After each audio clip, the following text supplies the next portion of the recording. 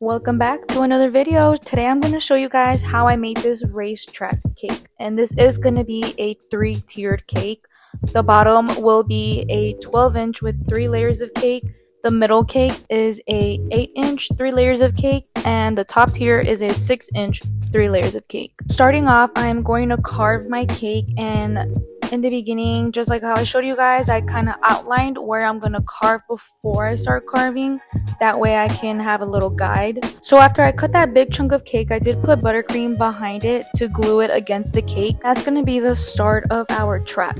And from there, I did carve out some more and added it along the side of the cake to give it that track look. And from there, I did carve out some more cake, but not too much, only enough to where we would get that track shape. Next, I'm going in with a crumb coat to lock in all those crumbs.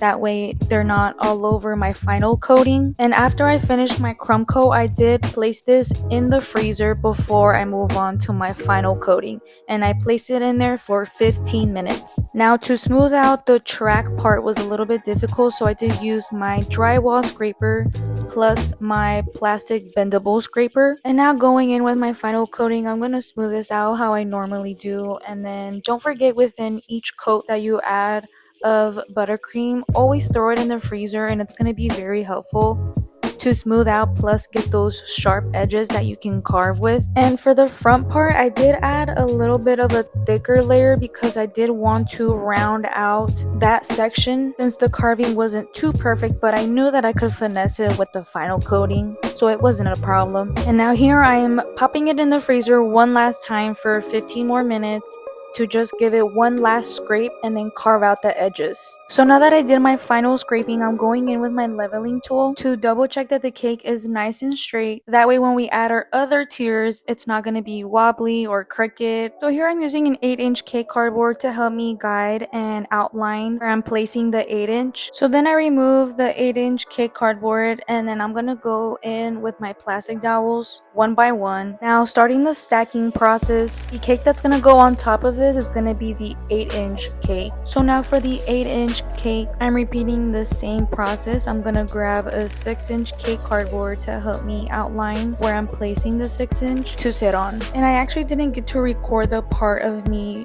physically stacking the cake on top of it.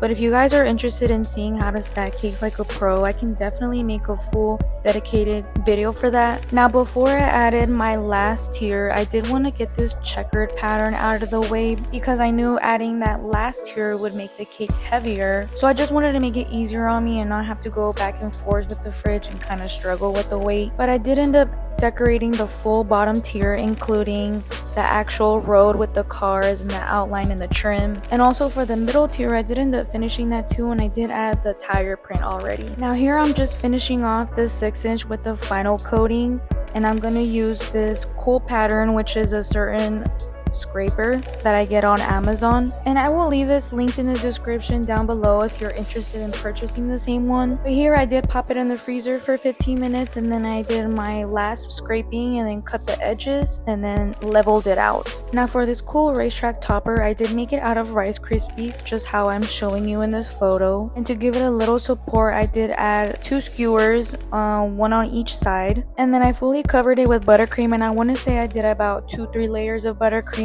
and then I fully enrobed it in fondant. And I actually forgot to record the whole process, but I did end up adding a red checkered pattern to it. And off camera, I did also finish the other details like the edible image flags, plus the fondant tires and this custom banner made out of fondant. And here is the cake in its full potential at the party, and it came out so beautiful, and I got so many compliments. I hope you guys enjoyed this video. Please give it a like, comment, share, subscribe, and I'll see you all in the next one. Bye.